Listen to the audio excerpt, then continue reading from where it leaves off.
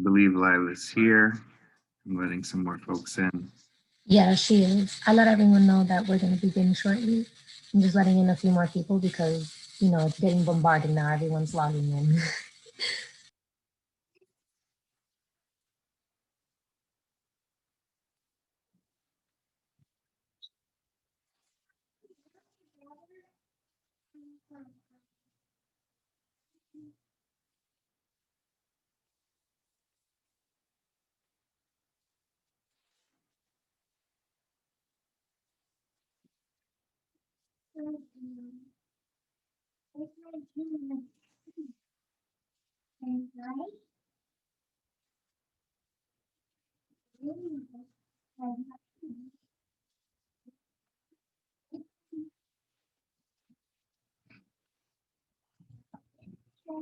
Good morning, everyone. It's Wednesday, January.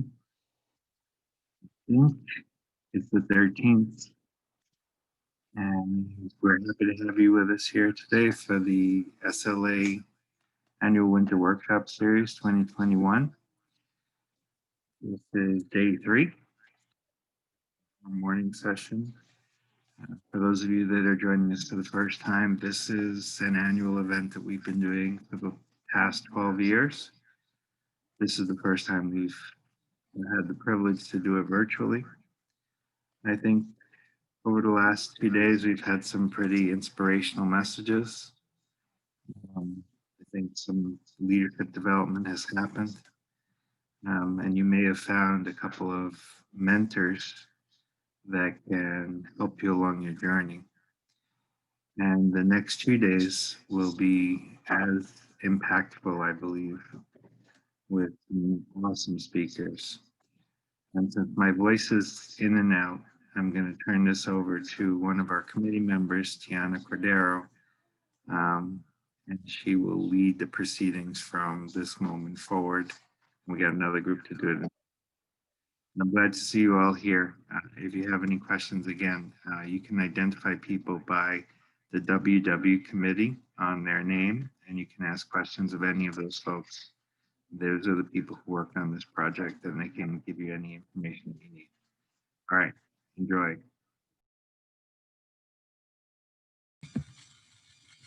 Hey guys. Okay, so as mentioned, we will begin in exactly 2 minutes. I still have some stragglers loading into the Zoom conference. So I'm just going to give people about 1 more minute to log on. They can still continue to log on even though we start. But, you know, for time purposes, we don't want to hold up our speakers as well. So exactly 10:05, we will begin.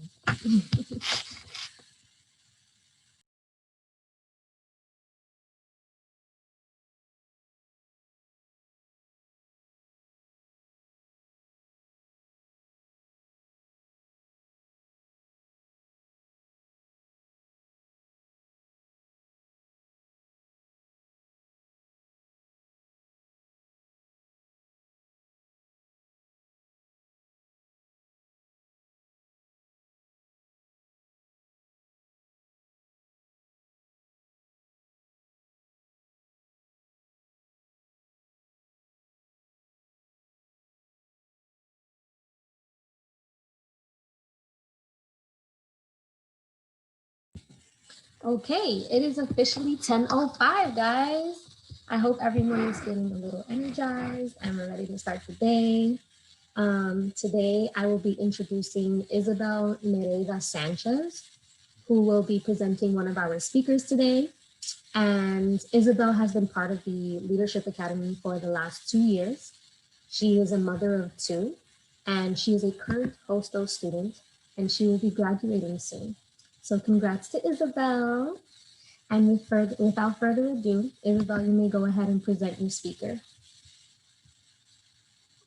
Thank you, my dear Tiana, and thank you, Leadership Coordinator Jason Lifto, for inviting me to be here today. Good morning, leaders. Today, this morning, winter workshop session, it is an honor and privilege to introduce our speaker, Lyla Michelangelo.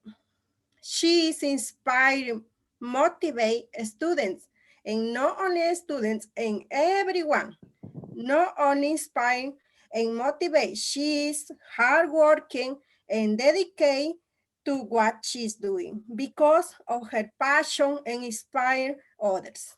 Who is going to speak to us mindfulness, the key to powerfulness, the key to powerful thinking, emotional control, and purposeful living. Welcome to this morning session, and we are very glad that you have joining us today. And thank you everyone for being here today. Thank you so much for that beautiful introduction. Thank you. Thank you, Tiana. Thank you, everybody. And thank you, Jason, for inviting me here. And thank you so much to all the students. It is my honor and privilege to be here to speak with you and to share this experience together with all of you. So, I'm talking about mindfulness, and I think, mindfulness is becoming a hot topic, I think, for a few years now. So maybe we can start by, just asking you guys, have you heard of mindfulness? What's your experience with it? And do you practice it? Just write in the chat about, have you heard of it? Do you practice it? Are you just, maybe you don't have that much information about it, but you'd like to learn more?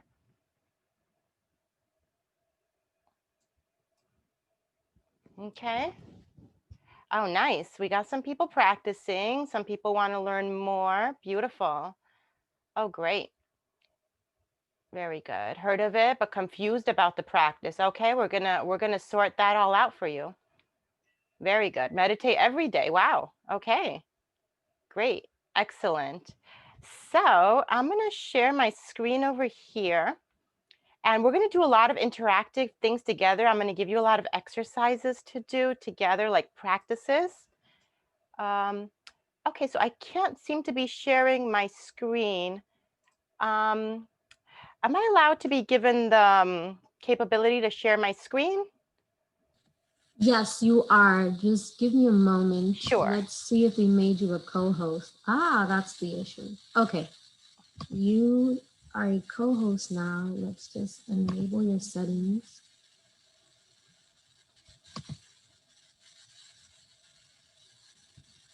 Okay. Tell me if that works out. Okay, let me see. Okay, looks good. Yeah, okay, perfect. Wait, let me see.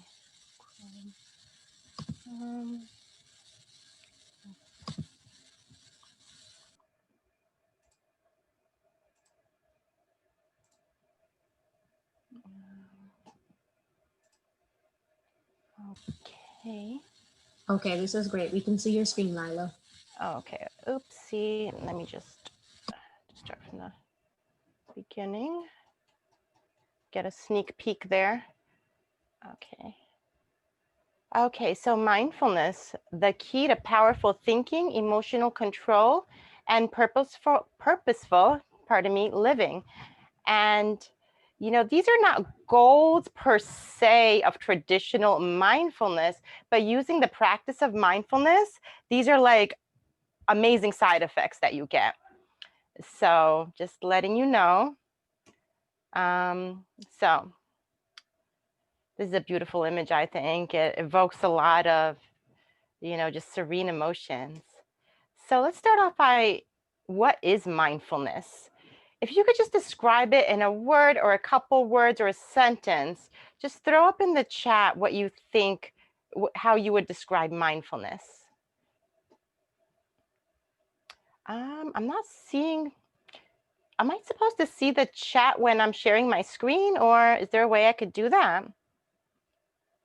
Yeah, so at the top of your screen, it'll say exit full screen, and you'll be able to have both your slide and the chat right next to your slide, so you can see the active chat happening at the same time. Exit. Would I have to stop the share first? I believe you can still share as you exit full screen, because all it's going to do is change the format of the way your layout is set up. Okay. But your slide should definitely still stay up. Let me know if that works out. Let me see. I apologize, guys. Turn on.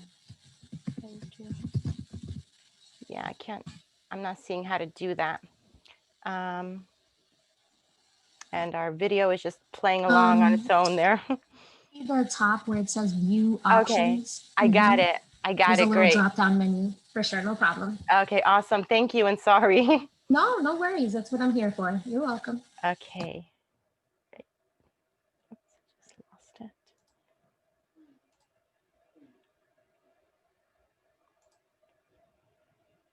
Okay.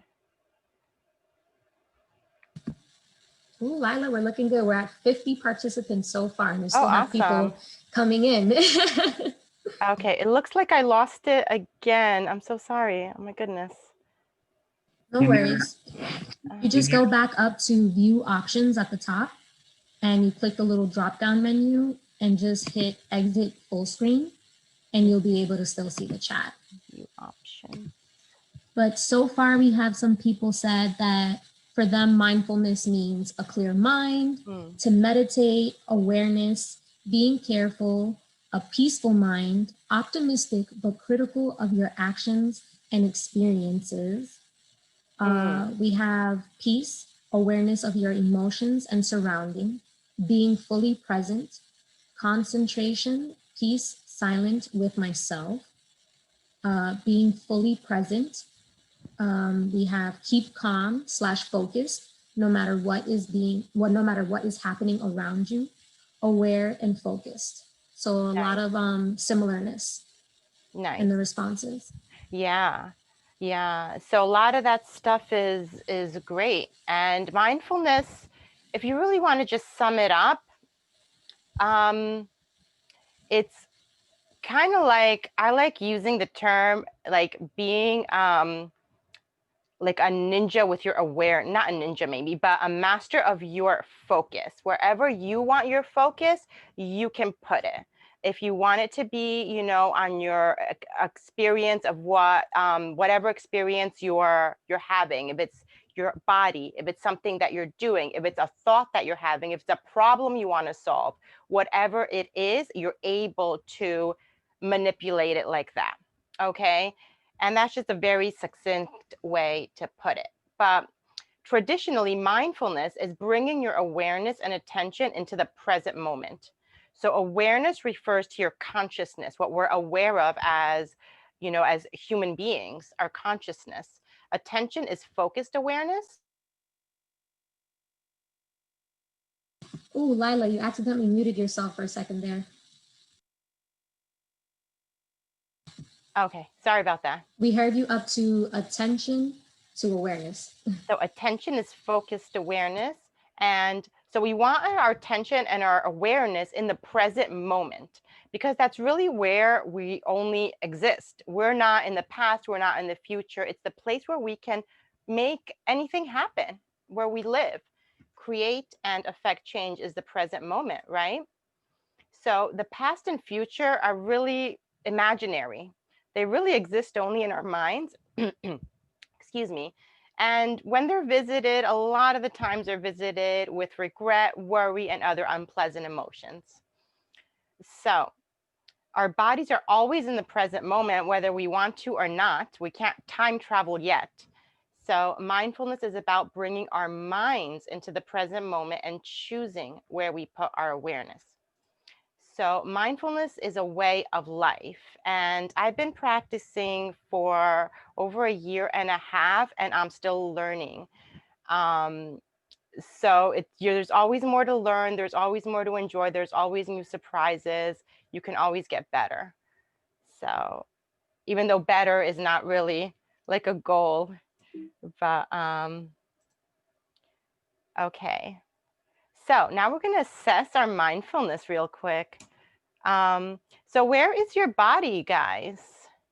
You know, this is kind of like a rhetorical question, because we know where our body is. That's not really something we have to look for, right? It's just right there, here.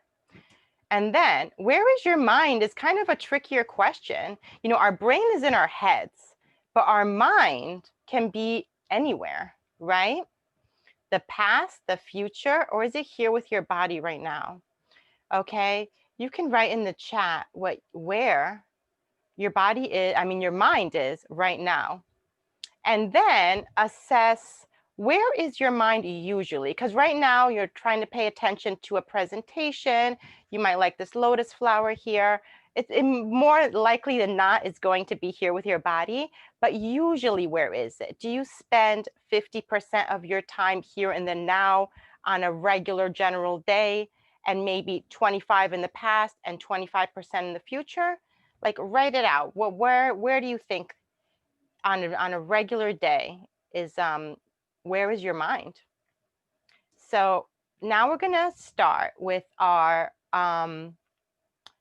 first little mindfulness practice to get like a little taste of mindfulness. Okay, so we're gonna do this exercise created by Ajahn Brahm, which is, he's a Buddhist monk. And so we're gonna mindfully let go of baggage. So I want you to get comfortable in your chairs. Okay, you can leave your eyes open or closed for this, whatever you feel, however you feel comfortable. You can even turn your video off if you feel more comfortable doing that. So just gonna get comfortable in your chair. Let the chair hold your body, okay? And then either leave your eyes open or closed. I want you to take a deep breath, one deep breath. Try to expand your belly with your breath. Okay, and then I want you to picture in your mind, picture yourself in your mind, and you're holding two bags, two really, really heavy bags, okay? And they're really heavy, these bags, and you've been carrying them around for a really long time, and you're just exhausted. You want to put these bags down, okay? You look in one hand, your bag, it says past on it. Okay, and that bag, it holds everything in your past. It holds all your regrets, all your guilts, all your shames, all your sadnesses, all your past experiences, all your successes even, and your failures. Everything that's happened in the past that you think about throughout the day is in that bag. And it's really exhausting you having to lug this bag around. So now I want you to decide to just put this bag down. Just let it go, put it down on the ground, and let the ground take it. Free yourself of it. So now imagine yourself putting that bag down, letting it go. Now your hand is free, okay? And you feel light, you feel unburdened, and you feel free from the past, okay? And then in your other hand, you still have the other bag. This bag says future. This bag holds all your dreams, your hopes, your desires, your goals, and your worries and your anxieties and everything have you think about regarding your future. Okay, and this bag is super duper heavy. Okay, it's pulling your arm down, it's exhausting you, it's depleting your energy, having to carry this around all day. And so you decide, you let go of the past. Now you can also let go of the future. You decide to let it go on the ground and you let it free. Now your hand is free. You let go of the future because it was a burden carrying it around with everything in it. So now I want you to see yourself. You're standing in the middle with two bags that you've let go full of your past and your future. They're there, they're safe on the floor, but you're free, okay? You're free to be in the present moment. Okay, so how was that experience for you guys?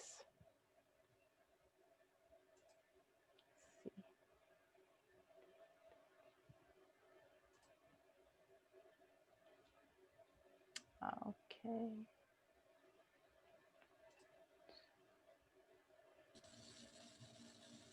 So Kim Lloyd said it was okay. Yanisi said it was big. Isabel said great. Justine said difficult but nice. Tiffany relaxing. Adrian awesome. Yaomi, I never practiced mindfulness like that. Abadu, good. Nice. Diana, that was great. Afan, I'm feeling calm. Perry, peaceful. Angelus, relief. Glenda, free. Relaxing, relaxed. Very engaging, Diamond. Nice. Nice. So this isn't one of the most traditional practices of mindfulness, but you know, visualization like this is used sometimes. So I'm glad a lot of you liked it. So let's go to our next slide here. So now what we can do, we have the ability to invite our mind back into our body. Okay, and we can do this through our breath. Okay, there's a couple ways you can do it. One of the main ways and the most accessible ways to do it is to use your breath. Now, how do you do it?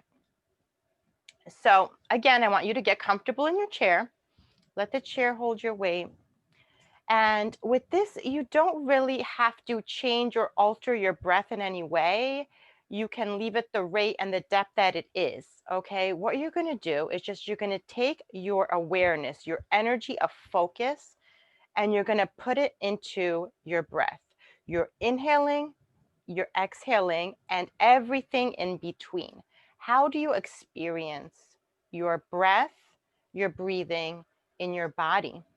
Okay, so I want you to close your eyes and breathe in.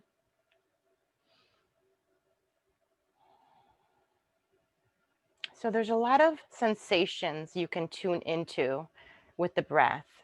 There's the feeling of coolness, the temperature of the cool air entering your nostrils. And then if you notice when you exhale, the air is warmer, right? So also there's the sound of the breath going in and out. Maybe you can feel the air in against your throat, in the back of your throat. Maybe you can just feel it going down your chest, the expansion of your chest and or your abdomen. So just, that's a way to connect, bring your mind back into your body, literally, with following your breath. And where do you feel your breath? Where does it first? And then you can follow it, or you can just like pay attention to whatever stands out to you. So, and a lot of things, like, to be honest, when I started with mindfulness, with breathing, I thought it was super boring, to be honest, with all you guys, until I started following this this monk. I don't know if you heard of Thich Nhat Hanh. And he talks a lot about the sacredness of the breath and how that really connects mind and body. And that's how you know you're alive. And then another teacher of mindfulness mentioned, you know, if you think breath is that boring, and just hold your breath, you know, if that boring, just hold it. And because until you can't hold it anymore, right? And then you get to appreciate how important it is, right? It's boring because we always have it. But that's the fastest way to die, right? Without air, without oxygen. Within like a few minutes, your brain cells start dying. And with a prolonged period of time, you know, too many brain cells start dying and you will die. It's the most essential thing to life. Another way is with a body scan. So this is it can be a little bit of a longer mindfulness meditation practice, but I can summarize it for you guys, and I can have you practice a little bit so you can really see the power of your attention and focus in your body, right? So I want you to take a finger. It could be, actually choose your dominant hand finger, your index finger, and I want you to look at it and focus on the tip of that finger. Put all your focus on it.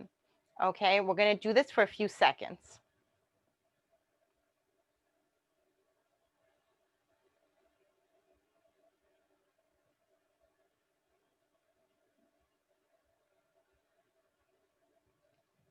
Okay, now I'm very, very curious. Did anybody experience anything in their finger just by focusing on it? Just type in the chat if you experience. If not, just say no. That's perfectly fine. Tingle, excellent. Okay, Perry, no problem. It takes longer. I did kind of cut it too short. You know, when I first started doing this, I needed longer to do it. Yeah. If you give it some time, you usually feel a tingle or a pressure or something there. Print moving, yeah. Yep. So they're usually like, if you give it enough time, I cut it short to a few seconds, but when I first did it, I needed like maybe like a minute or something, a pulse, nice, okay. Because they're usually, you can't really feel the pulse usually in your index finger, you usually feel it in your thumb, but by putting your energy and your focus there, you can feel something. So that's the power of bringing your mind and your energy back into your body, right? And you can do this as a formal meditation practice, or like throughout the day, you can check in. If you want to do it, it's really relaxing to do like a full body scan meditation. What you can do, you can like lying down, it's really nice. It kind of feels like an internal massage, you know, without even touching, without anybody like touching you.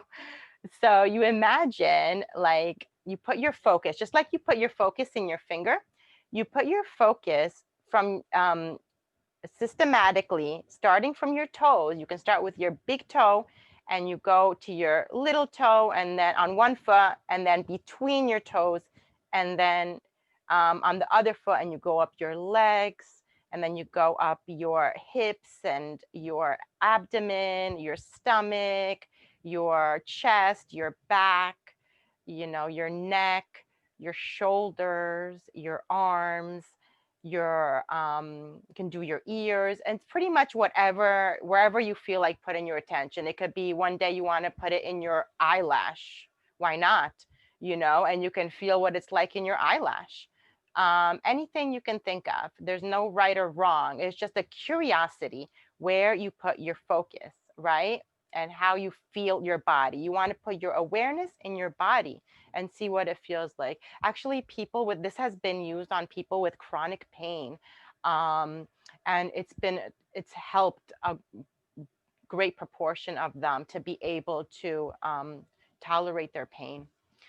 So there's that. And then another one is with the five senses, right? So this is a little bit, it's not just your body, you're kind of interacting also with your environment. That's why I left it for last, because sometimes you can do a mindfulness with doing the breathing mindfulness and transition directly into the body scan by, you know, just you can imagine your breath going from your toes up to your head and anywhere in your body cavities. You can say, you know, I want to feel it in my heart, you know, and you can put your attention there. So now we're going to do the five senses real quick. Okay. So keep your eyes open, since your eyes are already open. Just look around you, and I want you to pretend you don't know what anything is in your area, right? You don't know what a computer is. You don't know what anything is. I want you to look at things and just notice, like you look at them for the first time, just notice the colors and shapes and, you know, things like that. Just look around and see if you can look at stuff with a beginner's mind, as in you've never seen that stuff before. Just take in the colors, the richness of all those colors and shapes around you. See if you can do that. I know it's really hard. And just look around and see what that's like. It's really hard to do without naming stuff, right? You're like, you know, I can't pretend I don't know what a, you know, computer is or what the color yellow is, right? It's really hard to do. So then you can move on to your sense of touch. Okay, so feel your body taking up space and pushing down its weight, and also the chair is also holding your weight. So imagine that contact between the chair and your body. Okay, and your feet on the ground. Feel the bottom of your feet on the ground. Okay. And you can feel like here it's a good time. Like if you notice any tension in your body, you can just go ahead and use your own hands wherever you can reach and just give yourself like a little massage. Okay, if you need to do that, like even just like massaging, you know, your legs sometimes feels awesome. Okay, and it puts you back in touch with your body.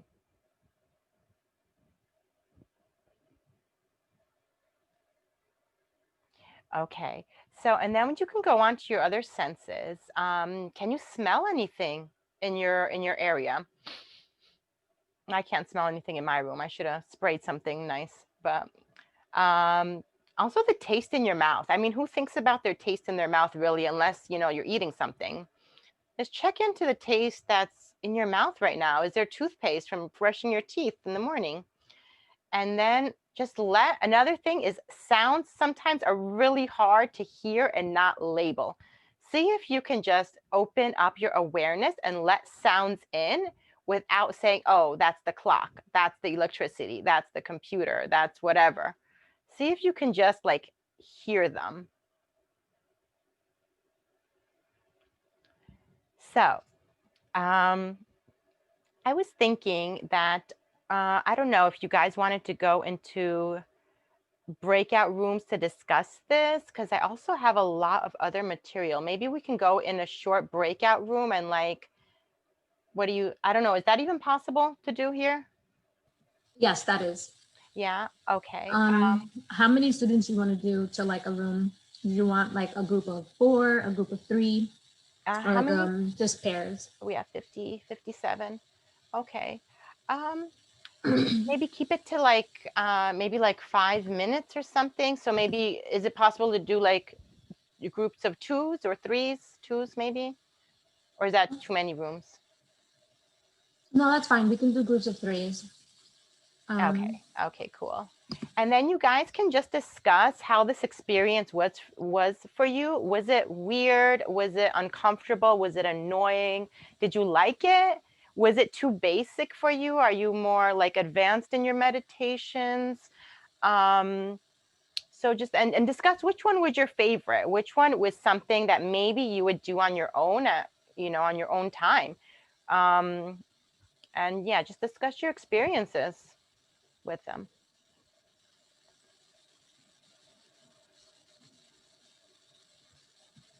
I'm just gonna ask you, Lyla, could you just quickly write that in the chat? Just because we had an issue yesterday where they went into the breakout rooms, but the question wasn't there, so everyone was like just drew a blank. Discuss your. Thank you so much, because they can still see the chat while they're in their breakout rooms. 3. And those of you that weren't here yesterday or haven't done a breakout room, there should have been like a little box that pops up in front of your screen telling you which room you have to join, and you click the blue tab to join that breakout room. If for some reason you don't have a breakout room, don't worry, Jason will put you into one. Okay. Oh, okay, the question's in the chat, guys. Should I join one too? Yeah, you can definitely chime in, see what everybody's talking about, see what they have to say. Okay, fun. Don't forget to join your breakout rooms, guys.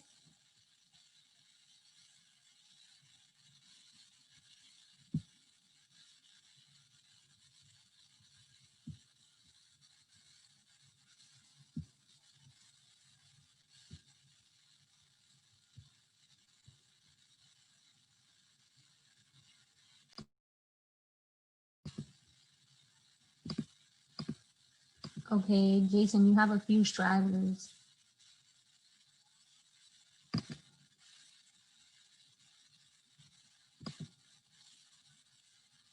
You got 9 people that are not in a breakout room. Yeah, I'm moving people around. If they may not be at their computer. Oh, okay. Is there and would like to move to a breakout room, you can speak out right now and I can move you. I didn't know if I should go to a room. Do you want me to go around the room and see how they're doing? The only thing, hold on, I'm trying to make sure that at least there's 2 people in each room so that people can talk.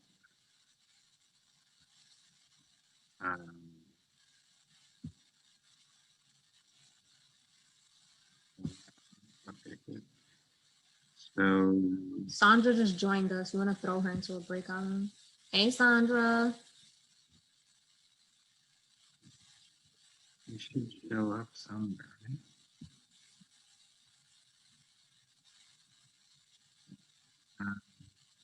Oh, Sandra, quick thing. Okay. You could just read the question that's in the chat. That's the activity that we're working on right now.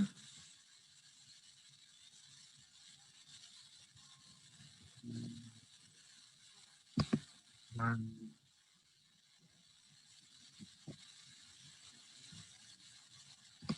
so 9, 2, 3.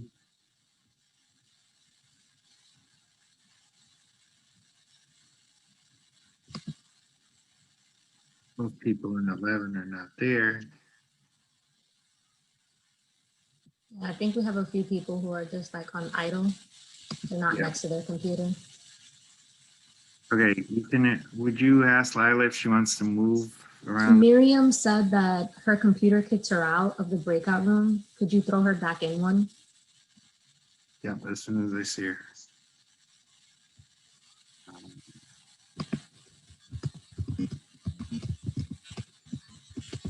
So if she's on, she should see herself in the.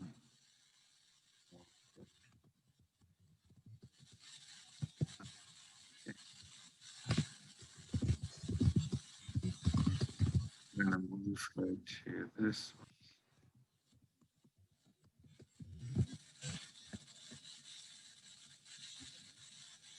Somebody else. Yeah, and Kiswind asked for the same thing, and Yahomi asked for the same thing. If you could place them in the breakout room. Yeah, I'm moving.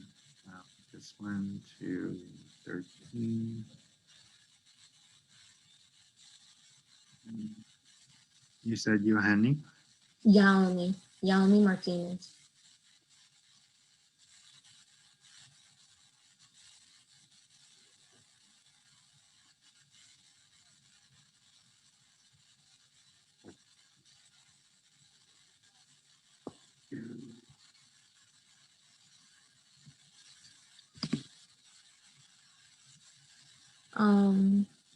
Miriam said that she didn't get the notification to join the breakout room.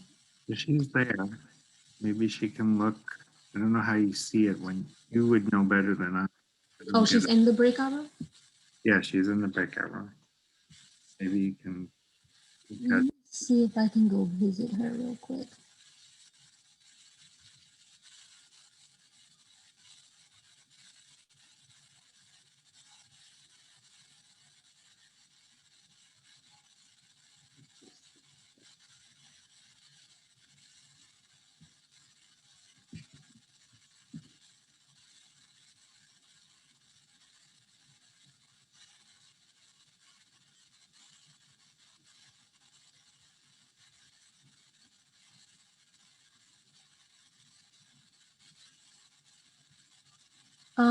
No, it says that Miriam has not joined. George is in a breakout room all by himself. Miriam is supposed to be with him along with Chanor and Angeles. Yeah, I've been moving them in there. But they should just, all they need to do is accept. That means they're there.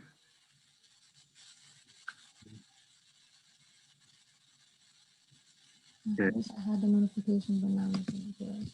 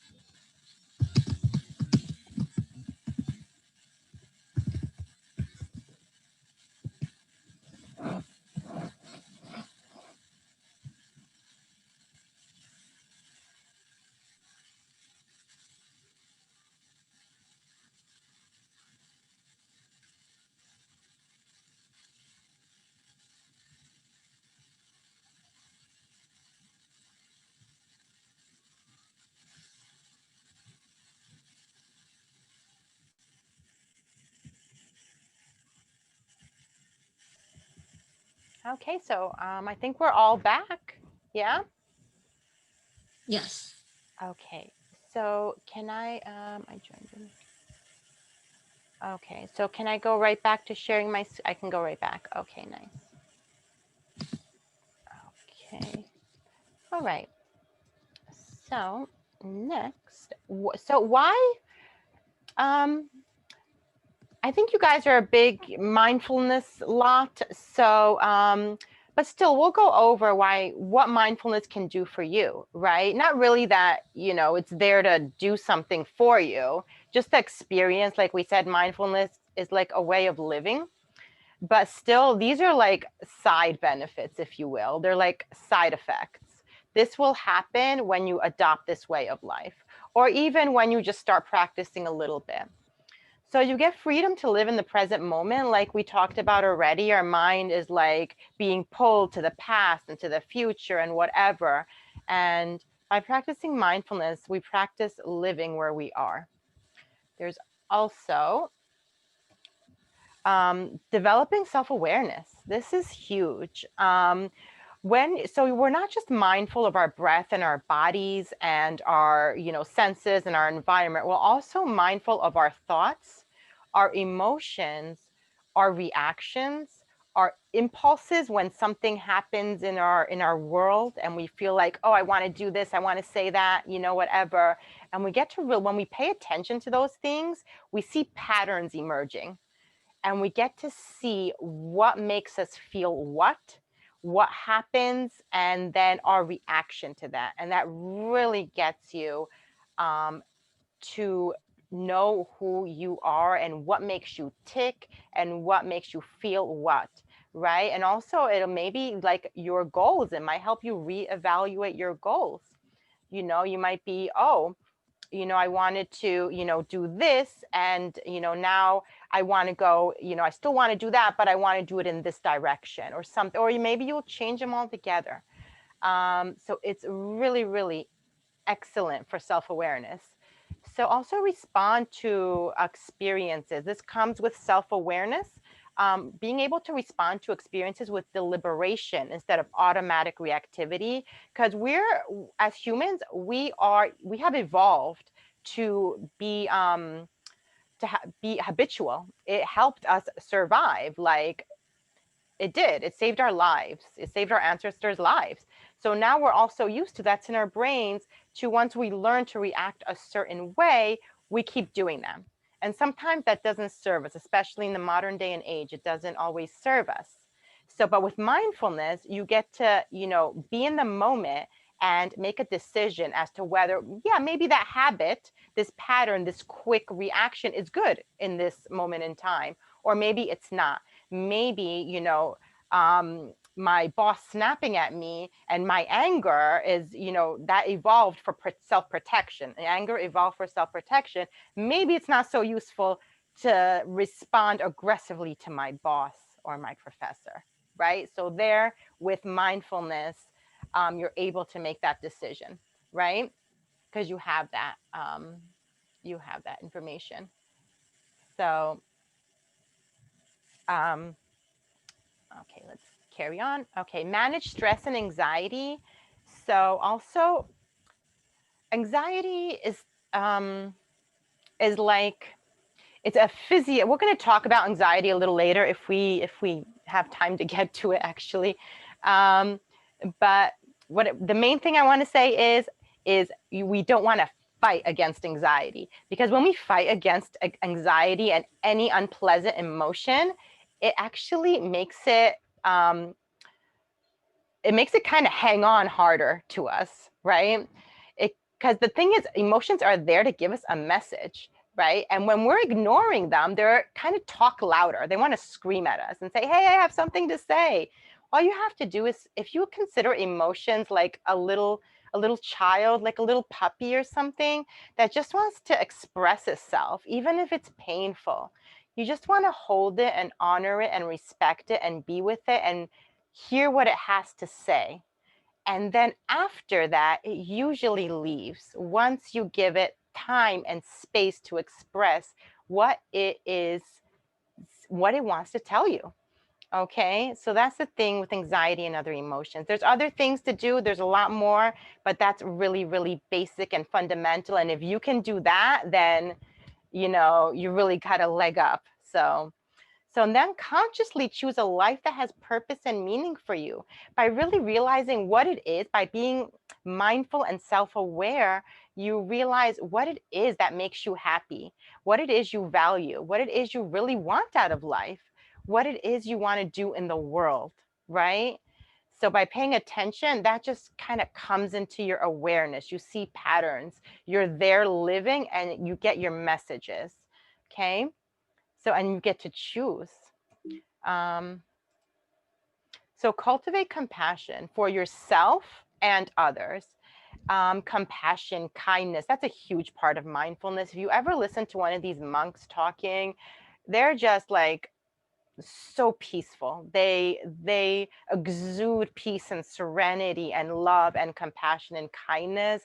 And it's just, you know, a beautiful experience to be in their presence or even just listen to a talk. So just loving yourself and loving the world, as we're all here sharing our time together on this earth, right?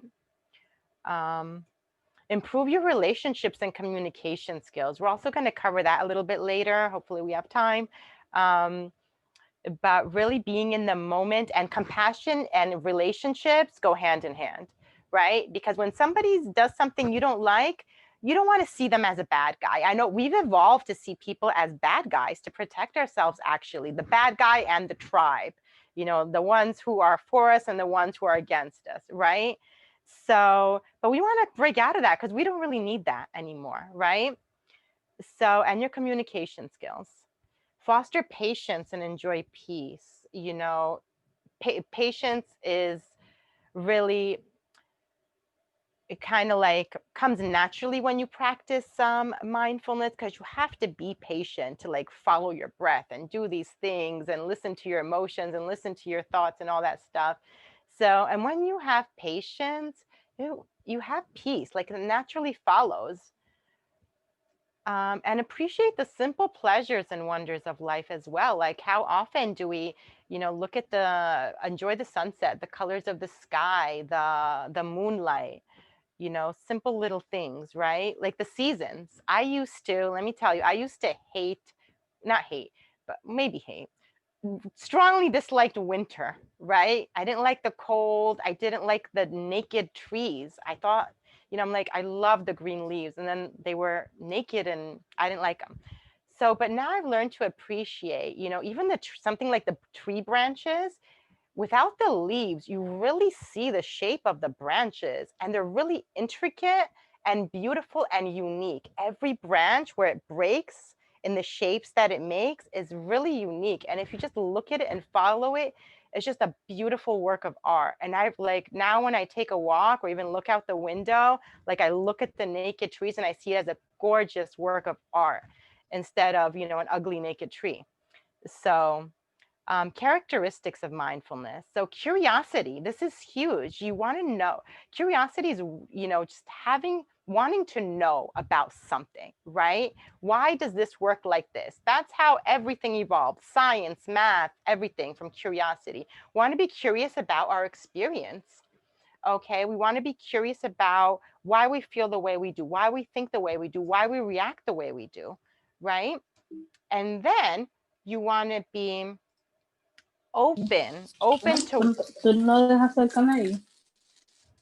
you want to be open to what comes into your awareness for what you experience. You want to be open to it. You don't want to say, no, I don't want that, it's bad. You know, you just want to be accepting of it and open to whatever comes in. And then non-judgment. Okay, we don't want to judge things as good or bad, just as they are. You can describe them, but it's really not, because that kind of fosters a fighting kind of energy when you judge, right? Accepting everything as it is. And we're going to go into acceptance later because acceptance is huge and it's so often misunderstood. So, and then kindness. We talked about kindness, compassion, patience, gratitude is huge. We're going to hopefully talk about that later as well. and a sense, I added this myself because I just think it's just so beautiful. A sense of wonder and awe, like a newborn baby, you know, or a child, where you're just seeing, like if you go somewhere for like going on a trip, right? Say you go somewhere for the first time and you see the sights and you're just like in awe and wonder, but the people who live there, they're seeing it as like an everyday thing, you know? Like I remember that's how I felt when I went to San Diego. I loved San Diego. So anyway, so I think that's part of it. Next. Yes, Miriam, absolutely. I totally agree with you. So this is who I mentioned earlier, the Buddhist monk, Zen master, spiritual leader, peace activist.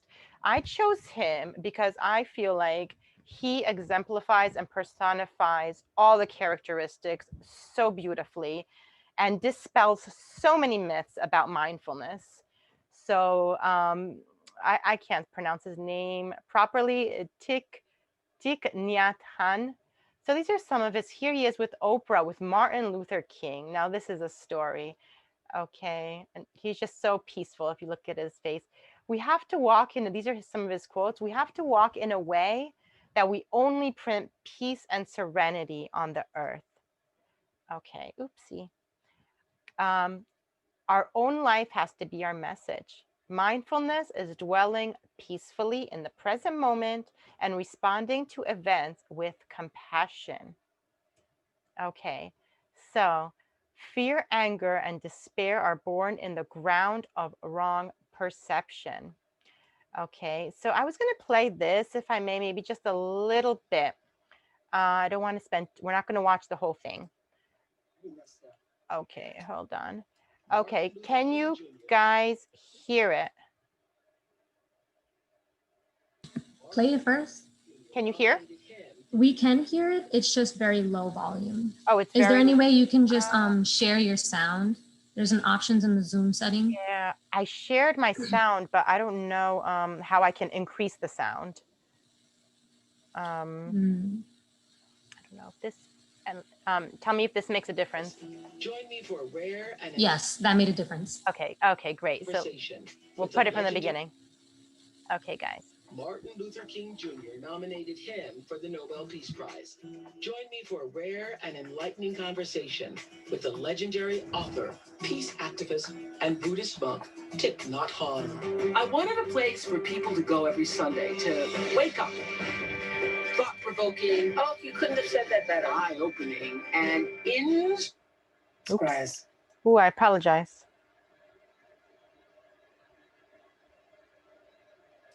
Soul Sunday. At 85, the Vietnamese Buddhist monk Thich Nhat Hanh is one of the most influential spiritual leaders of our time.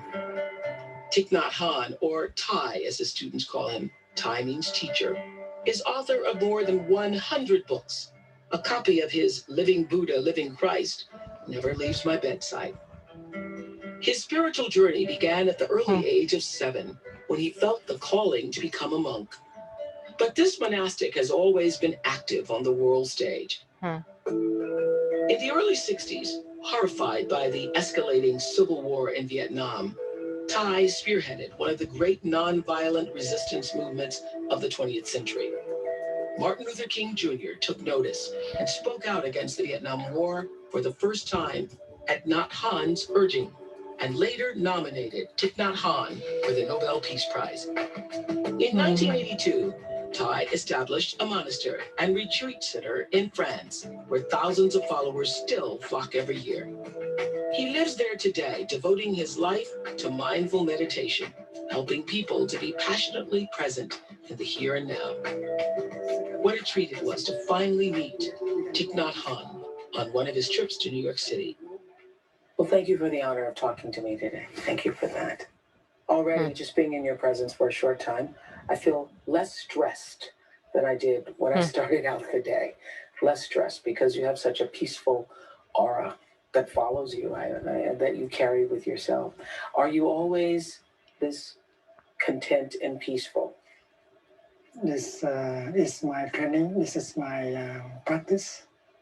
And we try to live every moment like that, relax, dwelling peacefully in the present moment, and respond to event with compassion. So in a moment where you are perhaps going to miss a plane or be late for an appointment, or something is causing you to be stressful, you do what? Go back to my breathing and try to be in that moment deeply, because there is a possibility to handle every kind of event. And the essential is to keep the peace in yourself. So let's start with 1926. Okay. So I don't want to watch. I also wanted to show this one here a little bit. So I just want to, kind of preface this by saying this might be a little bit controversial, the beginning of it. Maybe I don't want you to maybe not focus on the political aspect of it and focus on his message about compassion later on in the video. Maybe we can see if we can fast forward.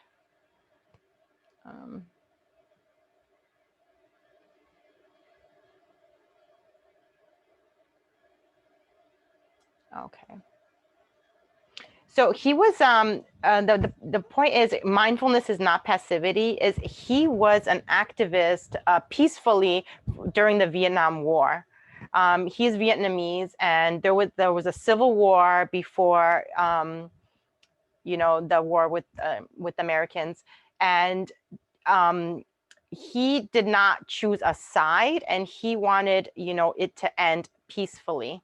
And he actually contacted Martin Luther King because he admired and respected how Martin Luther King was advocating for racial equality here in the United States. And they actually met, and Martin Luther King spoke about Vietnam. He asked Martin Luther King to speak on Vietnam. So that's what I mean by mindfulness is not passivity. It's not just sitting in lotus position and just accepting anything that happens to you and not doing anything about it, because that's not what it is. It's like accepting what is, and like not being, not fighting against it inefficiently, right? And wasting your energy and getting upset and suffering. And then doing the right things to change peacefully. That's how you can do it mindfully. So he says something about compassion here that, I think is really beautiful and useful. So you can hear? And that is why the root of the war is wrong perceptions and fear. And if we realize that, we do not blame the person who make us suffer anymore. A person who is happy, who is good, is feeling good in himself, never make you suffer. That person who has made you suffer, he has a lot of suffering in him.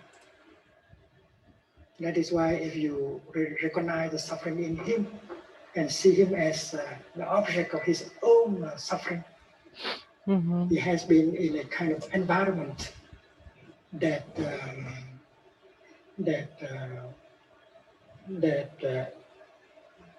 has watered the seed of violence, anger in him every day. If he was born in another place and receiving other kind of education, if he was surrounded by loving, compassionate people, he would not be like that. So he is a victim. And once you have seen that, your anger will be transformed and you will have compassion to him. And that is possible. And I mentioned the war in Vietnam for an example. We have compassion for those who have come and killed us, because we know that they are victims of a wrong policy.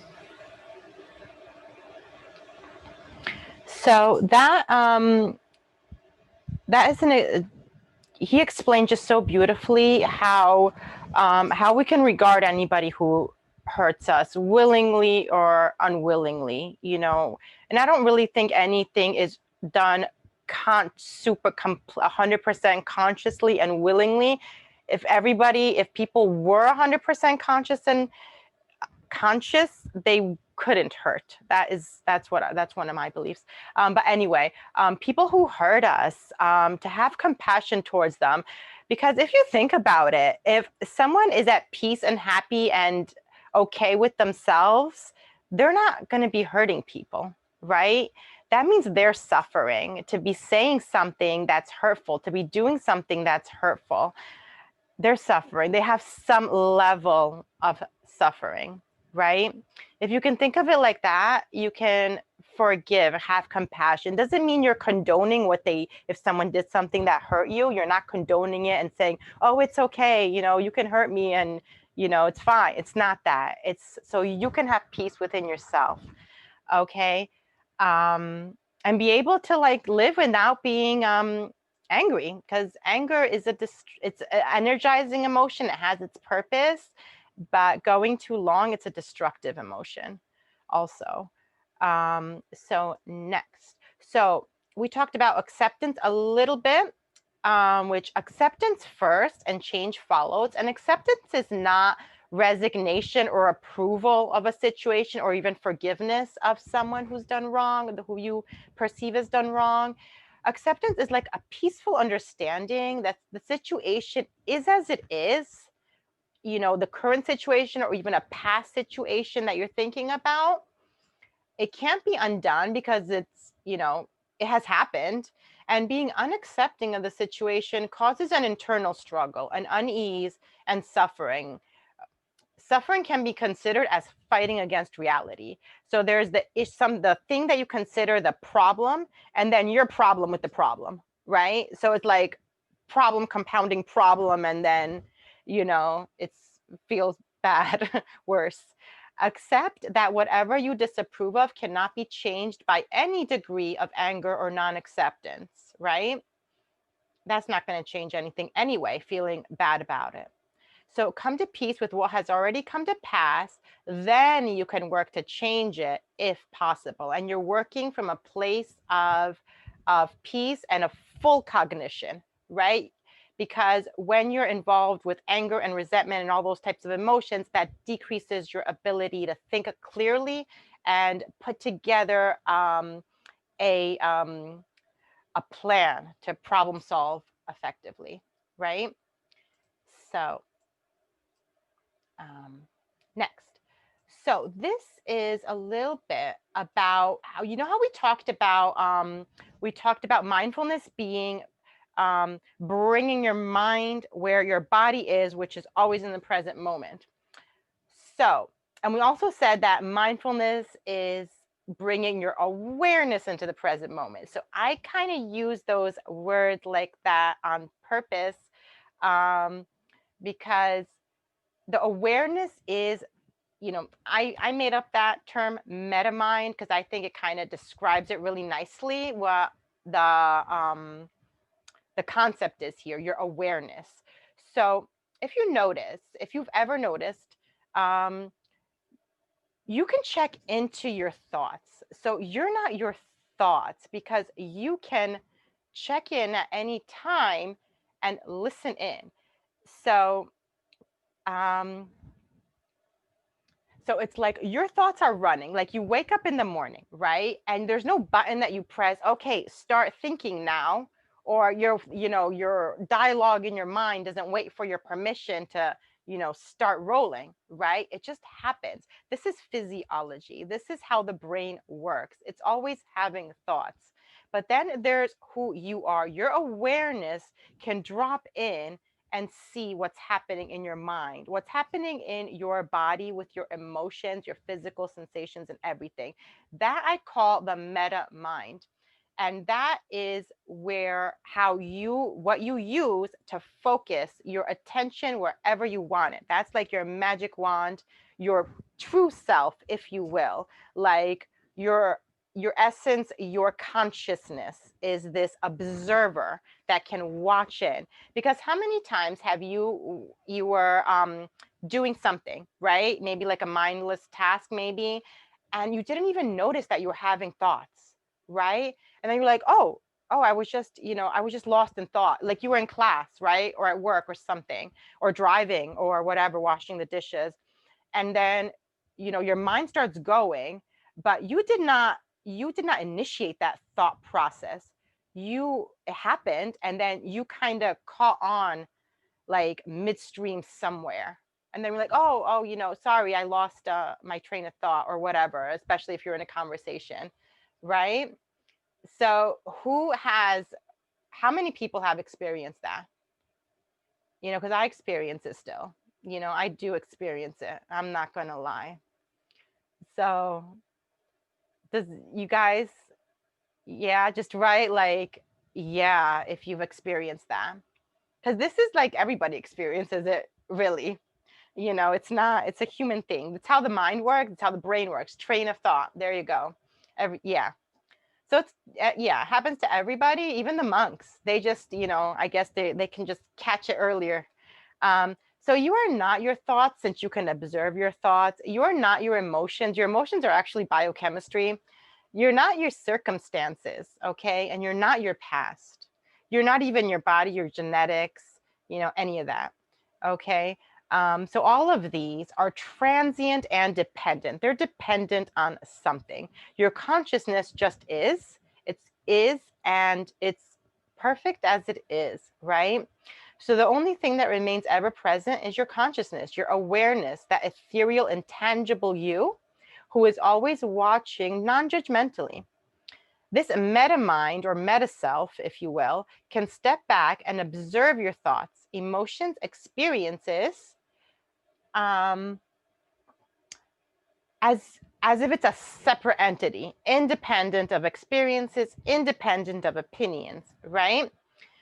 So this is actually how I first started using mindfulness in my daily life, was using my meta mind, my meta self, my aware. You don't have to call it anything. You can call it that. You can call it something else. You can even, if it helps you, you can give it like some kind of quality. You can, give it some, make it tangible if that helps you. If not, then whatever. So watch your mind, listen to your thoughts, right? See and hear what's going on. So sometimes some people think in pictures. I actually think in a combination of words and pictures. So that's probably most people. So see what movie, see it as a movie playing in your mind that you didn't even press play. And you're just stepping in as the observer, as the meta self, as your meta self, and seeing, oh, what movie is on right now. And that also helps develop self-awareness, right? So, and do this throughout the day. Like, set a timer. Why not? Like, because sometimes you forget to do that because we're so used to thinking. Like, why would we stop and like think about thinking? And that's just weird, right? No, who does that other than monks? Like, set a timer. It's like even once a day to be like, okay, let me check in now and see, what's happening in there. And then you really get to appreciate this, this observer self. And then there's a space. This is so useful, guys. Like, if you're like have some kind of situation, any difficult situation, with an interpersonal situation, something happens and you get upset and you want to react. Now, if you have this practice with mindfulness and watching yourself, and even your formal mindfulness practice, which you can, do throughout the day, or I mean, have a formal, we'll talk about that later. But anyway, you kind of cultivate and you exercise this muscle, you make neuroplasticity, like you promote neuroplasticity, and you're able to naturally, quickly find that separation. So something happens, you get upset for whatever reason, but you're able to separate it. You're able to find that time and not react, okay? And not get yourself fired, and not say something hurtful to your friend, right? You're able to do that because you've practiced this.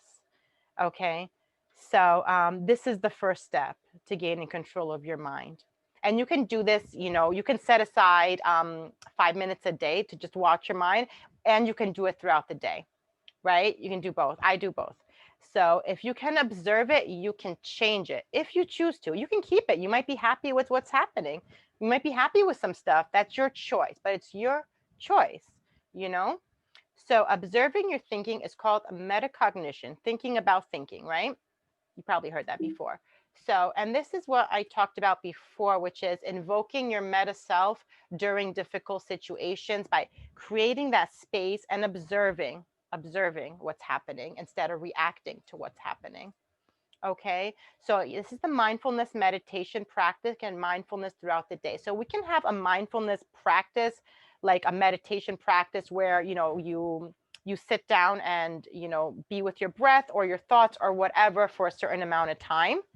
But then that doesn't stop you from being mindful throughout the day, like checking in to your thoughts, your emotions, your experiences, your reactions, your environment, internal, external, whatever you're doing. Okay, it doesn't, everything can be mindful. Everything you can enjoy. You like, I used to love washing the dishes, and then after, I didn't like washing the dishes. But when I started doing it mindfully, like really like feeling like all the sensations, like water is actually feels really nice, right? And you feel the water on your hands and the soap and the smells and everything. It can actually be a beautiful, sensual experience. Very pleasurable if you pay attention to it and enjoy it and see it from a little bit of a different perspective than I'm just washing the dishes, right? So that's mindfulness throughout the day. Every time of day and place is an opportunity to be mindful. Okay, next we have, okay, mindfulness meditation practices. It can be whatever you want. This is where you dedicate like a time and a place, and you have the intention of, I'm going to sit down or lie down or whatever for a certain amount of time and do this thing, right? A breathing, focus on, do a mindfulness, focus on, you want to determine what you do. What do you want to focus on? Your breathing? Do you want to focus on your body scan, like what's happening in your body? Do you want to focus on your thoughts, or do you want to do focus on your emotions? And you can focus on whatever you want. You can even ask yourself, say, you don't know what essay to write, right? For one of your classes. This used to be a huge issue of mine, but I never thought to do this thing. I didn't do this back then. I didn't practice mindfulness. You can even like relax, breathe deeply, relax, and then ask your meta self a question. Be like, okay, like I don't really know what my essay should be about. What should I write? What's the best thing to write about, or something like that? Any question you have, it doesn't have to be that. And then, when you relax, and you can just, and then ask the question, go to focusing on your breathing, and just the act of relaxing will allow like your creative part of your brain to kind of be able to come into consciousness, right? When you're relaxed, because your creative part of your brain a lot of times is not in function. You got the problem solving part of your brain in function, and the, all that. So it's a great time to even just ask questions. So mindfulness throughout the day, like we said, you don't have to be restricted to, your chair or your bed or your pillow for mindfulness practice. The whole day is an opportunity to check in on your breathing, your thoughts, your emotions, physical sensations, even pain. This is actually really helpful for pain, actually. Your five senses, nature, movement, like when you're walking. If you ever thought about it, I just thought about it the other day. Walking is really weird. Like you're picking one foot up and then the other foot up, and it's really a strange kind of thing. You're kind of balancing on one foot and you don't even notice how different babies, have a hard time for a reason, because it's hard, it's weird. Just pay attention to it. It's just and sports, like sports are awesome. It's like the way people learn to, move their bodies and do certain things and have these quick reactions is just mind-blowing. It's awesome. So be mindful while you're playing sports. Dancing to music, absolutely, Abdu. Absolutely. That's a great time to be mindful. Actually, you enjoy it even more. Daily activities, like anything, even homework, even whatever you're doing, chores, You can change your perspective about anything and see the good side of it. Like I said about the trees in the winter, how I didn't like them.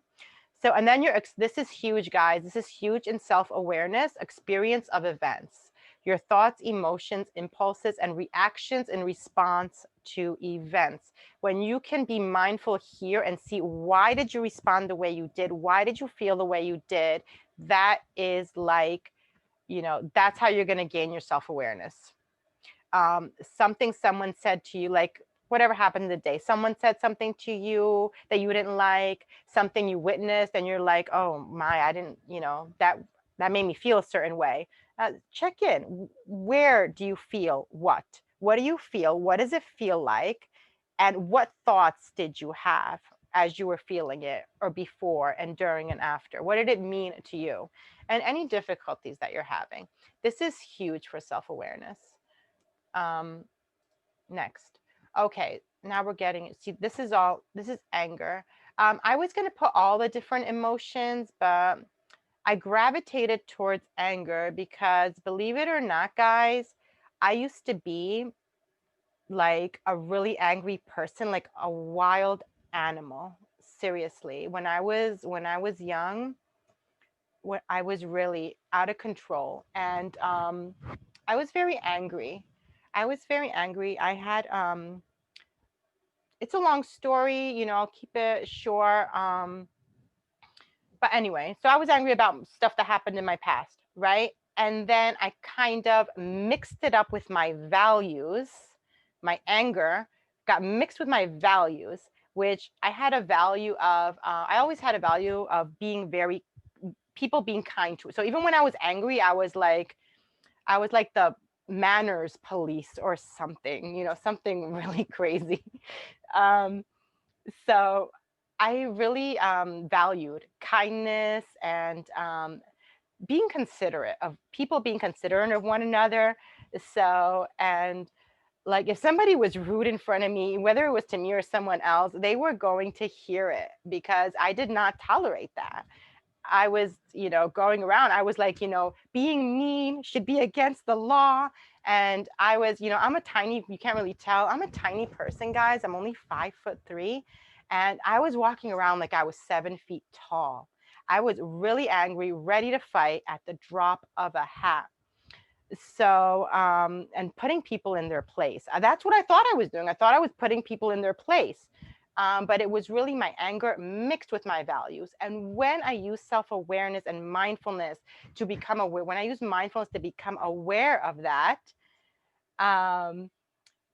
then I was able to separate the two. Like, I was able to see where my anger is coming from and why was it expressing itself like that? Why did I feel like I had to tell people off who are being rude, who are rolling past? You better not have rolled past a stop sign in my presence. That was, the police wasn't there. I was there. You were going to hear it in some way or shape or form. So, yeah, I don't know. I was like a weird vigilante of sorts. So I was able to, because like also walking around angry doesn't feel good. You think it feels good. I felt powerful actually. I felt like I was like energized and in charge. And, I put him in his place and her in her place. And, I thought I was like sorting stuff out, but I wasn't really, not at all. But when I was able to separate the value, I still have the value of being good, of being kind, of being helpful, of being considerate, of caring about your fellow person, but I'm not angry about it. And if somebody, is rude, I look at them with compassion. I try to step into their perspective and see, what is it that they experienced? I don't know what they experienced. I don't know what's going on in their mind. I don't know what's going on in their life. I don't know what's in their person, but I know that if people were not suffering, they wouldn't behave. If they weren't carrying that baggage, they wouldn't behave that way because it doesn't feel good to behave that way. It didn't feel good to be angry and yell at people, right? So I look at other people like that. So emotions are actually biochemical reactions and they're preceded by thoughts. Okay, and we're going to do a little exercise here real quick. I think this might be one of our last exercise. Oh yeah. Oh, Kim, you're a funny, angry person. Oh, that sounds fun. I think we would have been good friends. So, so there felt as sensations in the body. So emotion comes from the word motion is in there. So there's like movement in your body. And if you pay attention, you'll notice that emotions have a distinct sensation in the body. And what makes them different from actual sensations in the body is that they're coupled with thoughts, right? Which makes them very nuanced, right? So there's like so many different emotions because they come with thoughts, and then a feeling and a thought. And they usually start off with thoughts. So, and they're actually shorthand messages to our mind, right? Because they come quick, like before you know it. Before you have a thought, you feel a certain way, right? And they're meant to give your mind a message so you can take some kind of action. And this developed, it was evolutionary, right? So we can be protected. If we need to run, if we need to fight, if we need to avoid, if we need to hide, whatever it is that we need to do, if we need to apologize, whatever it is, it was emotions gave us that message. Now, things are kind of different, and we still have the same kind of system of emotions that we did back then.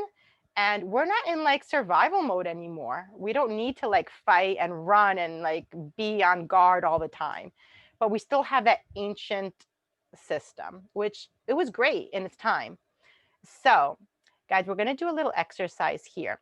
I actually just thought of this last night, so I don't know how great it is. Yeah, environment, totally. Environment does affect a lot, Miriam. So guys, I want you to just play with me for a minute. I know it's going to sound weird. Okay, so I want you to say, I am a mongoose. And if you don't want to say it out loud, you can say it in your mind. Okay, I am a mongoose. It doesn't I matter. am a mongoose. Yes, thank you.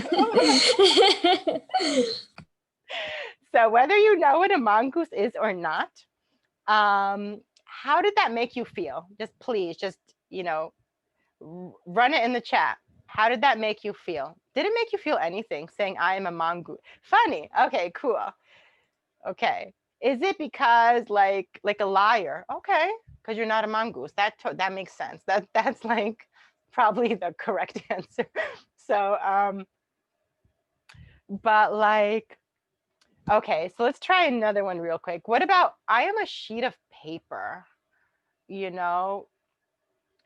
Like a mongoose, Cindy says. That's funny.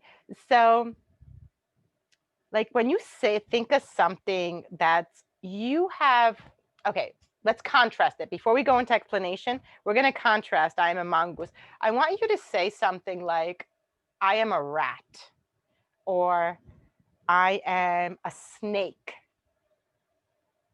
Okay. I am a cockroach. Okay, something like that.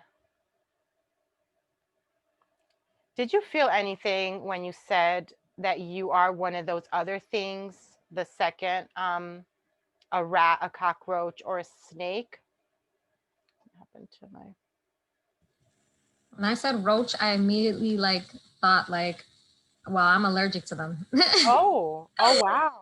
Oh, you got to be careful. There's a lot of them in New York. Yeah. Oh, wow. Miriam said Okay. she felt bad, evil, nasty. Adrian said he felt dirty. Shanor said he felt bad. And Shauna Cherie said ill. And Isabel said very dangerous. Yahomi said no. Kamaluddin said yes. Angela's grossed out to the roach, lol. Mm-hmm. Kim said she felt I am a bad person. Or in this case, a bad creature. Estelle, I couldn't say any of them because I hate them. Diamond, disgusted. Glenda, no good, no. Perry, very powerful. Cindy, cringe to the roach. Madeline, ill. Okay. So did you notice a difference between anything you felt in your body when you compare like the first set of a mongoose or a sheet of paper to a rat, a snake, or a what was the other one, a cockroach, right? Did you notice a different energy? Like a mongoose, like what's a mongoose? Like we're not really familiar with them. So either you feel funny or like, hey, that's not true. I'm obviously not a mongoose. Or with the other things, you kind of felt maybe like a little bit of a negative, uncomfortable with the latter. Yes, yes, Shana Sherry. Yeah, I hope I said your name right. So what the experiment here is to prove mongoose is like, or it's actually really cute. I looked it up. It is adorable, I think, the mongoose. But anyway, so they have connotations to them, like a rat, a snake. Like we call somebody who is like we consider a traitor is a rat, right? A snake is someone who's devious and wants to deceive, right? And then a cockroach is like a degenerate character, right? Unwelcome, unwanted intruder, may totally, right? So then we have those, when you say you are those things, or even just thinking about those things, you have emotions, not because of the animal itself. The animal is nowhere to be found because of the connotation of the animal.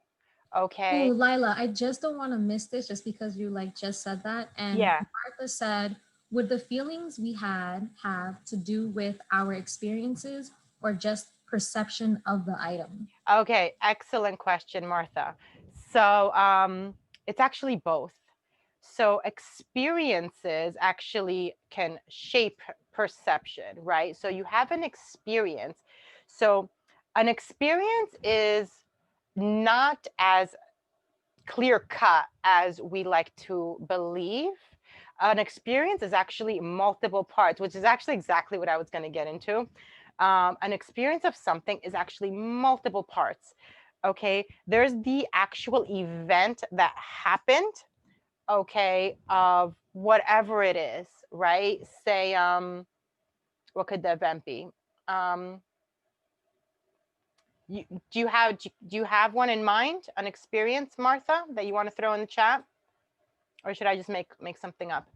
Okay, so an experience of anything, right? I mean, it could be a dangerous experience where you were harmed by an animal, right? But it still doesn't mean that all those animals are going to harm you, right? So sure, Martha. So an experience, right? So say we have an experience of like, let's see, what should I pick? Like somebody says something to you that we have an experience of getting fired, right? Getting fired and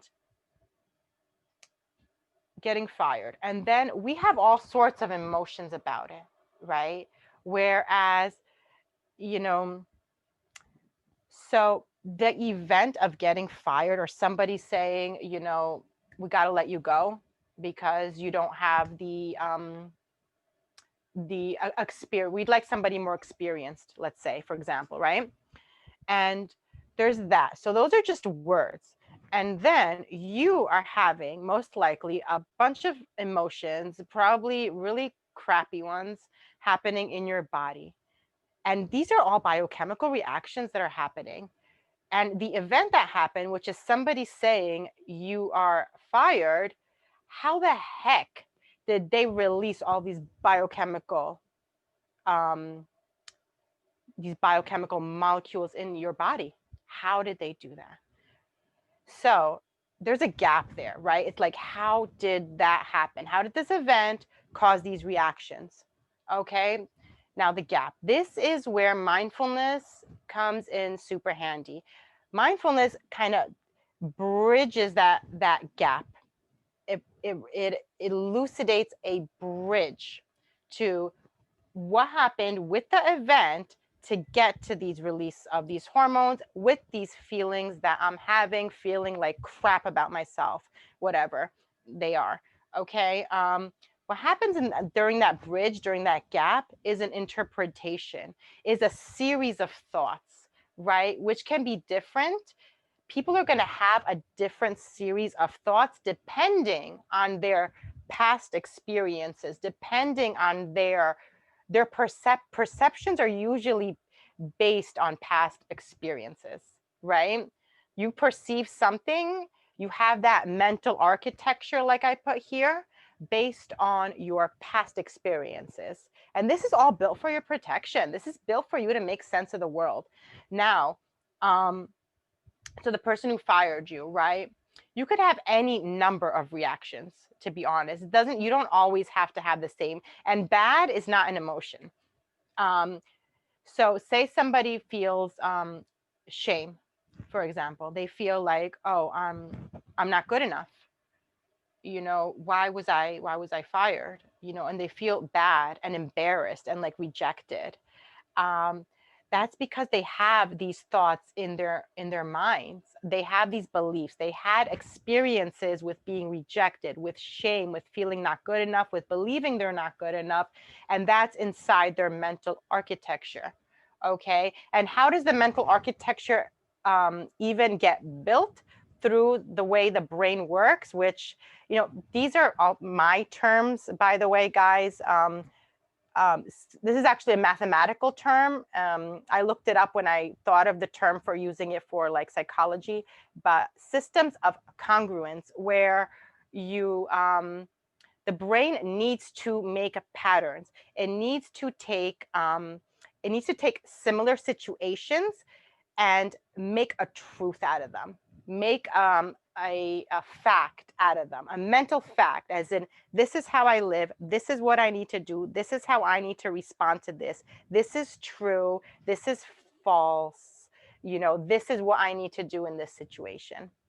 So, and all this makes up, so that's how the brain forms as you're growing up. This happens from when you're born, actually, from things your parents say, from what you experience, your surroundings, everything. So you have that set of beliefs and that mental architecture. That's the frame for any experience. Somebody else could have had been fired and been like, oh, that's a relief, you know, like, I totally get it. You know, they wanted somebody with more experience. I didn't really have it. And, you know, it works out, you know, thank you, you know, for giving me a chance or whatever. But I see now maybe I need to gain my experience elsewhere because this company is really rapid pace or whatever, and I can't get my experience there. It's the same situation, different interpretation because of a different mental architecture. Now you can look into your mental architecture. You don't have to keep it the way it is. If it's something, if you're one of the people who maybe had the experience of shame from getting fired in that imaginary situation, then maybe you have some shame beliefs. Maybe you feel like maybe you're not good enough. Maybe people made you feel, because there's no such thing as not being good enough. We all have the same worth, you know, from any homeless person, from any criminal, from any leader. We all have the same amount of worth. What we have is what's different about us is we have different skills and abilities and desires and wants and, you know, things like that. But the worth, no one is worth more than anybody else. So, but then people feel like they're not because maybe they were bullied, because maybe they weren't given attention by their caregivers, because maybe they didn't have caregivers, right? For whatever reason. And so that's a type of architecture somebody might have. Different strengths and capabilities, absolutely. That. And you can also develop strengths and capabilities, but it's like such a unique combination. But we all have the same worth. And so was it clear, you know, was it clear what I explained with how your perception, it's not the event that causes any kind of reaction. And it's actually not even a thought. A thought in itself, like you can think like staples are not going to make you feel any certain way. But you can think something like another thing, another word, like let's just go back to cockroach, and we can have all sorts of different emotions because of what that word means to us, right? So thoughts themselves do not have an effect. It's what does that thought mean to you and then it causes a type of emotion. That's what has the effect, right? And it's never an event, and it's never an event. That it's your perception of the event that goes through your system, your mental architecture, through your thoughts. And this is where you step in with your meta self, with your awareness, and you figure it out. You figure out, why did I react that way? Why did I have that?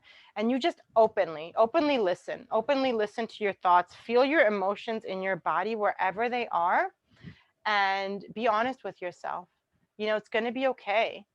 It's okay if you feel like you're not good enough. Just because you feel you're not good enough, if whoever does, because I certainly did. That was a major thing for me.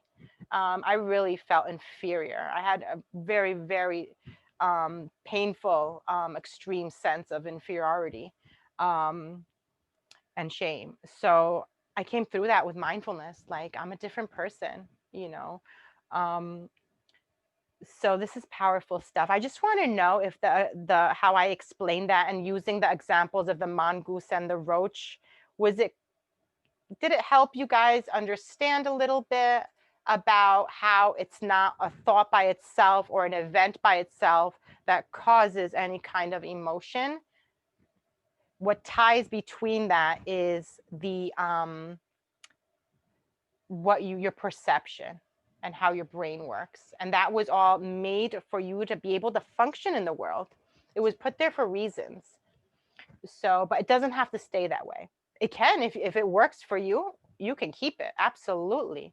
But if it doesn't, know that you can change it. Okay. So let's go on to the next. What is the next? Okay. Emotions, relationships, and compassion. So everybody basically wants the same things: to be happy and free from suffering, right? And of course, this is general, and we can go into why people, sacrifice themselves, and why people, but we're not going to go into that because there's not really time. But basically, people want to be happy and free from suffering. So try not to see anyone as a bad guy out to hurt you, even if they're literally acting like they want to hurt you. Everyone is just operating from their own unique set of beliefs, from their own mental architecture, their own past experiences, biases, fears, and conditioned patterns that were all placed there from birth for the fundamental purpose of survival. They're not out to hurt you. They're out to survive. And hurting you, if, forbid that happens, is a side effect, as horrible as that sounds, but everyone is born innocent and perfect. So now here I want to do, we don't even have that much time left, but I want to do a loving kindness meditation, because when I was introduced to this was very, very powerful to me. I had intense, I'm gonna say, I had intense hatred towards certain people that I felt were hurting me. And doing this loving kindness meditation, just even reciting these words, were so powerful to me. I was able to understand them and forgive them. So, yeah. Oh, Junior, I'd love to hear your perspective. I would love to hear it. Can Junior be unmuted? Yes, he can. He just needs to unmute himself. Okay. Hey, Junior. Hello. Well, let's say this will be a hypothetical situation. So Mm-hmm. let's say you figure out, because the only thing, the only hardest thing is to know what someone else is thinking. So it's really hard. It's another reason why I said it's I kind of disagree, and it's a little bit more complicated than just forgiving everyone. Oh, And absolutely. and, Absolutely. and so Mm-hmm. how about if this person genuinely derives like he gets pleasure from your Mm-hmm. displeasure? Yeah. I don't think that's Yeah. okay.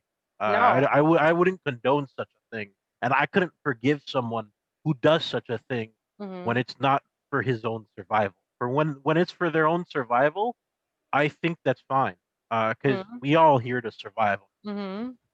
But if you figure out that someone is doing it just to mess with you, Mm-hmm. or just because they can, I don't think that's okay. Mm-hmm. And that's the only reason I disagree, because there's just that one point that that like it kind of breaks up the whole um just forgive everyone. Yeah, no, you're absolutely right, Junior, and thank you for bringing it up. It's not as simple as just forgiving, and also forgiveness is not forgiveness does not equate with condoning someone's behavior. Forgiveness is more of you don't even, it's sometimes it's even hard to go to compassion, really. um you can start with wanting to free yourself from feeling anger, feeling like, because it's a burden, feeling anger at this person who hurt you. And to be able to even just say, okay, so you're saying they're gaining pleasure from hurting you. So that means that they have a really messed up mental architecture, that their wires somehow, they're not literal wires, obviously, but in their brain, and also pleasure, is that really what they're getting? Is it's some form of pleasure, but is it the type of pleasure that we're talking about here, like a peaceful, happy kind of free? No, that's not what it is. It's like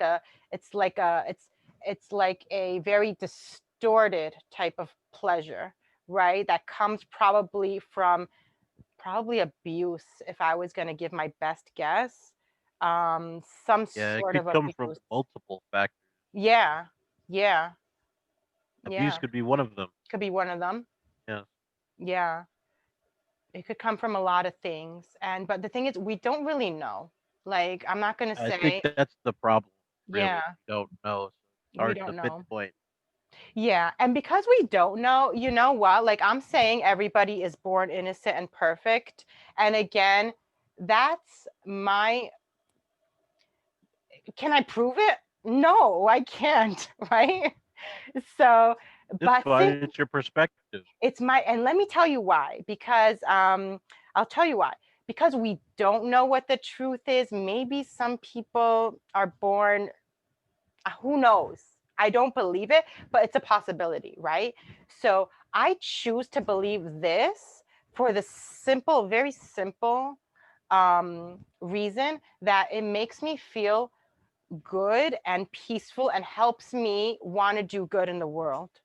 It makes me feel free and peaceful and want to help. It puts me in a place of freedom and peace and serenity. Because we don't know the absolute truth, we give the benefit of the doubt. And of course, we're not going to let people who let people out in the street, and we're not going to be best buds with them. We have to protect ourselves, right? We do. Yes. And those people, should be locked up. And I don't believe for punishment. I believe they should be locked up for the protection of others. And hopefully they could be changed. They could change their impulses, because sometimes these are, serious compulsions to hurt people that criminals have. Um, so, so, And I'm like, it's I don't want to cut you off here. mhm. Um, but I think it's one of the most interesting things. I think it's another reason why we stop executing people, really, I'm sorry. for I doing didn't. bad things. Oh, it's I think it's one of the reasons we stop executing people for doing bad things, Mhm. because humans have the capacity for change. Yes. So Yes. it's one of the things that's really good. It's not like, he did something really bad, so off him. He doesn't need Yeah. to be in this world anymore. Yeah. They don't have such a negative view of it anymore. I think Yeah. jails are a more positive thing, because Yeah. they're saying this person could do his time and try and change and learn from his mistakes, so that once Yeah. he comes out, he might be a better person than he was Yeah. when he went in. And it happens a lot. It actually happens, like people who've done very obscene acts of violence have changed. And monks, a lot of Buddhist monks visit, like all sorts of prisons with all sorts of criminals, and they've helped facilitate a lot of change in those places. So that's why when you say pleasure, I don't really know that it's pleasure. You could say like a Well, I say sick pleasure pleasure. because I Yeah. mean, like, I mean it in a scientific sense, as Hmm. for certain people, you know Oh yeah. how they Dopamine is released. Yeah, yeah, they yeah, release dopamine, and these people, yeah, because of their inclination, yeah, it's just how that is with them. yeah. Yeah, I think that comes from somewhere again in their past where they were they had some kind of probably some kind of abusive experience where the dopamine was released in that fashion, unfortunately, and then that's what was programmed into their brain, and then they go and carry it out. So now I don't know 100%, of course not, but that I know that that does happen with certain people. So thank you. I hope that I don't know, it wasn't really a question, but did that bring any clarity or anything? Junior, hello.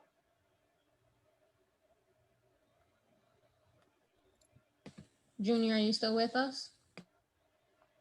Um, Oh yeah, I was yeah, muted for some reason. Well, um, yeah. So It's did probably you? by accident. Sorry about that. that's fine. Yeah. Lyla, Okay. excuse me. Sorry, there is a question from Aumdath. I don't know if I pronounced correctly, but it says, "Can anger be inborn?" Oh, anger be inborn. I don't know that anger. You mean like genetic? That's um. So even though we're born with a certain set of genes, right? There's so many of them, and actually genetics is really really complicated that they don't all get expressed, right? And like what controls the expression of our genes is actually a combination of factors. It's a combination of our upbringing, of our environment, and also what's put in our body, food, you know so maybe you do have like a combination, and also maybe you do have something in your genetics that can make you predisposed to anger, but then that would have to be expressed through experiences in the environment, like your parents, and also like how you're growing up. Are you around angry people and you have that predisposition? First of all, I don't know that there is a because anger is an adaptive emotion, really, but I guess some people are more short-tempered than other people, more prone to anger. Now, I don't know if that has a genetic component, and even if it did, it still needs to be expressed by the environment, because genes are not just like expressing themselves, willy-nilly like that. So, but it could be, yeah. So there's not a direct answer really, but that could be a factor, I think. Perfect. There is Shayna Sheree that wants to say something or have a question. Oh, sure. Who is that? Is it in the chat or? Yeah, hi. I was just trying Oh, to hey.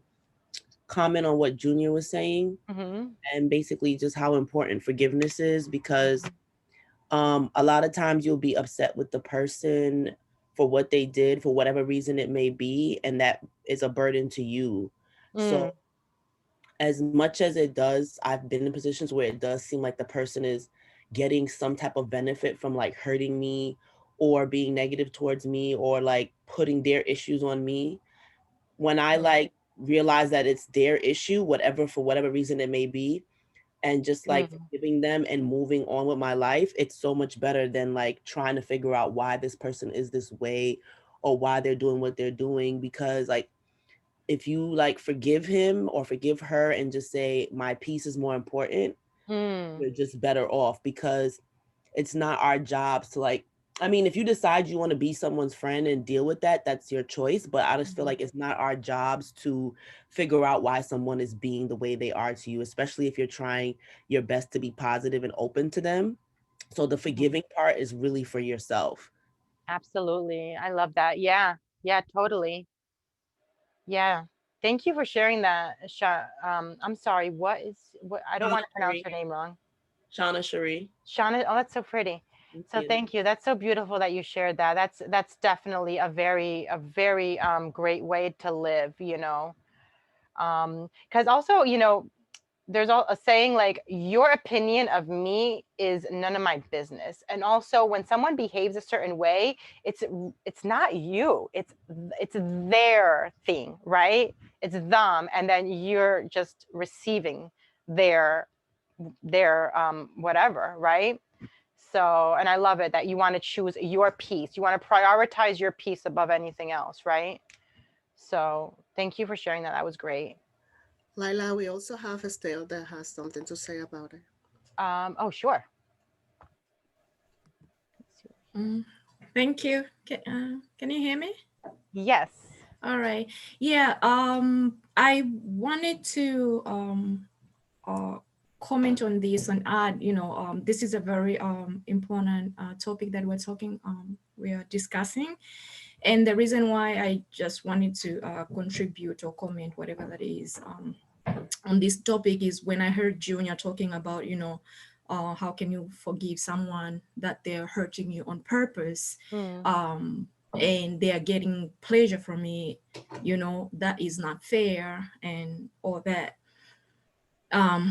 That answer has already been answered by, I think, one of the person who was saying that, you know, forgiveness is for yourself, really, for your freedom. Because if you don't forgive the person who hurt you, you are carrying that burden. You're going to bed with it, and it's so heavy, you know. So no matter what happened to you, how hard it was, it doesn't take a day or a night. It takes years. And I'm saying this from experience. Since my childhood, it was hard. I'm not gonna go into all details. With me, I would say, you know, when a family member hurts you, it's really, yeah. Like with me, it was with my father. He supported all my siblings throughout education. When it came to me, he treated me like an outcast, like something disgusting, whatever that was, whatever the reason that he had. And I never understood it. So because of that treatment that I got from my father, I grew up with anger. As a result, other people's children from my primary school throughout high school, I beat them so badly. So I was passing on whatever treatment I was getting from my father, because he was treating me so bad. He showed me anger, he would beat me. So I took that, and then to me, I use it as a weapon of feeling, you know, like to a defensive mechanism, and so powerful. I'll be bouncing. When I beat somebody's child, I'll be bouncing, I'll be dancing, I'll be so happy. But afterwards, when I go home and lay down, I start breaking down. I start feeling bad on causing pain on that person. Like, wait a minute, why did I even do that to that innocent child? She didn't even do that bad that I beat her. So there's no pleasure at all. It might look like pleasure at that moment, but it's not. It's torture that person is going through. It's very tormenting. So it's just like you are reacting from what you are getting. So I'm just talking like from experience. And it took so many years. Like I even stopped talking to my father until 2007, when actually 2009, when I came here. It was really hard, but I had to confront whatever that was. I had to ask. Now I was an adult. I was like, okay, I can talk to him. I'm far away. I'm on the phone. So I had to confront him, like, okay, why did you treat me the way you treated me? And I was like, I need answers. I don't need no shortcuts. I don't need no yes, no, you explain yourself. Yeah, so I had to confront it after he explained and whatnot and all that. We went through all that channel. It's a process. I needed to release it. I needed to release that bitterness, that anger, that hurt towards him. And that you are not, I used to tell him, you're not my father. He cannot be my father. If you are my father, there's no way he can be treating me. You understand? Yeah, so it is a process. The forgiveness, it is a process. I went through it, and after some time, it went down, and I got delivered from it. From that time, I think since 2000, 10 or so, I vowed to myself, these hands will never beat anyone else. Up to this day, I can never lift a finger. You can offend me in any way, even my children. Never, I cannot do it, because I got relieved. Everything, all that anger, the bitterness, the pain that I was getting from the past, it got out of my body, out of my bones, out of my emotions. So now I am free. I can't do that anymore because it's no longer in me. We can only give what we have inside. You have kindness, you give kindness. You have love, you pour out love. You have anger, you pour out anger. You have patience, you pour out patience. And an example of that, we have Jason on here. He has patience that I don't know. Of course, it comes with time, you know, learning, process, practicing it and all that. So you can only give what you have within you. That's what I wanted to add to that. Thank you. Oh, wow. That was a beautiful story. Thank you so much for your courage and your honesty. Sure. And it's really, really inspiring that you were able to do that. Yeah, right now we're best of friends, me and my father. Oh. Whatever I say, he listens. Yeah, Oh, we that's talk. beautiful. Like it never you. happened because I had to let it go, but we had to sort that thing out. You need to talk, communicate. You can't just block it. Yeah, absolutely. Good for you that you did that.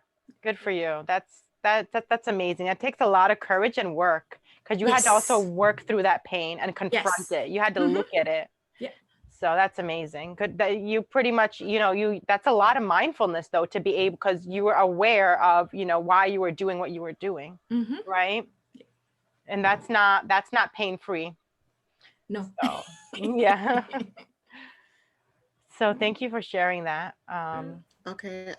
Yeah. You want to answer another question or? Yanira, I'm so sorry to cut it short right here, but we are at our last 2 minutes. And for the purpose of time, I know that some students actually are taking winter classes. And we also have students who are working, and we also need to take lunch because no one has eaten yet. Oh, absolutely. I'm sorry. Perfect. I'm sorry. Sorry about that, guys. No, you did great. You went all the way to your time, girl. You went all the way into your time. So you utilized it perfectly. And the Q&A round was amazing. Estelle, thank you for sharing your story. That was really inspiring. That's also not easy to come on camera and be so open with everyone. So I hope that everyone can take note of your bravery and your courage and sharing your personal experiences and how you overcame them. And now you are more happy internally with yourself, because I believe that harmony and balance within ourselves is very, very important. And that all ties right into this whole mindfulness session. Lyla, thank you. You were so amazing. Honestly, like, this was so great. I got so much from this. Like, I needed this too. And this was honestly really great for the morning session. Like, this was just perfect. I really appreciate it. Thank you for, you know, coming to speak with our students and volunteering your time. I hope that everyone has gotten so many great takeaways from this, because truly this was a dope session. Oh, I'm glad. I hope you found something helpful out of this that you guys can take into, you know, your daily life. Yes, for sure. And thank you so much for having me here. It's my pleasure to be here with all of you. I wanted to say thank you. I'm sorry, I've been working on a sore throat this morning, so the team has taken over for me, but the team's great. Super inspiring. I think really touched a lot of people and brought some things to the surface that needed to be out there. Like, I've spoken to the group before. We used to do Tai Chi every morning when we were for the workshops, and when we've had mindfulness workshops, as I spoke to you about this. And this was actually an idea that Tiana had for the group, that we should do a mindfulness workshop. So when we organize these events, I just want to let the group know, the students who are part of the committee actually make recommendations about what we're doing. The Leadership Academy is about the students actually making suggestions about the things that we do. It's not about Jason sitting in an office or sitting in a room or on a camera, or whatever it is that I do, and saying, this is what we're going to do. I sort of guide it and say, I keep us on, you know, on a narrow path. But the students actually come up with the ideas. So thank you, Tiana, for bringing this to us. And thank you, Lyla, for making the effort to be here and bringing all of this wonderful information to us and sharing yourself with us. I look forward to working with you as we go into the future. Absolutely. I really appreciate your contribution to this week's events, and I think we all do. Let's give a virtual round of applause, or however we do it. I don't know. I'm so confused about how this goes. And I want to honor your time, as Tiana said. So we'll be back at 2 o'clock. Gio DeRice is going to be with us. If you haven't felt an explosion as of yet, and you should have, a couple times, Gio will bring the house to a rocking place. So we look forward to seeing you in the afternoon. Enjoy your little break here, and thank you for being here again this morning. And hopefully I'll get my full voice back sometime shortly. I'm going to go drink some tea, as Isabel recommended that I do. All right. It's great to see you all. Okay. See you soon. All right. Okay, Thanks, great. everybody. Have a good Thank one. you, everyone. Take care. Bye. Everybody.